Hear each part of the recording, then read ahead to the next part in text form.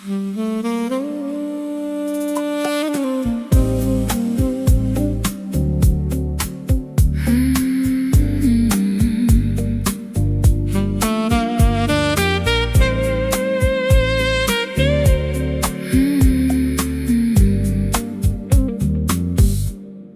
šiandien tavęs nieks nepaklausė, kaip tavo diena, kaip tavo vidus. Ar nepavargai nuo tylos ir žmonių, kurie praeina, bet nemato tavęs?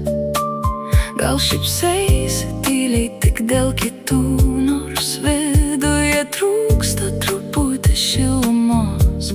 Tai leisk man trumpam pabūt tuo žmogum, kuris sustoja ir tavęs paklausia: kaip tu, kaip laikosi tavo širdis? Ar širdis dar moka tikėti ramiai? Kaip kvėpuoja tavo vidus, kaip nuotaika šiandien? Ar saugai save, kai niekas nemato? Ar tau viskas gerai? Pasakyk nors truputį, nebūtina slėpti visko viduj. Kartais užtenka vieno žmogaus, kuris nuoširdžiai paklausia: kaip tu? Saugok save, net kai pasaulis skuba, net kai visi kažkur praeina tyliai. Saugok save, nes tavo širdis pavargo būti stipria visiems be savęs.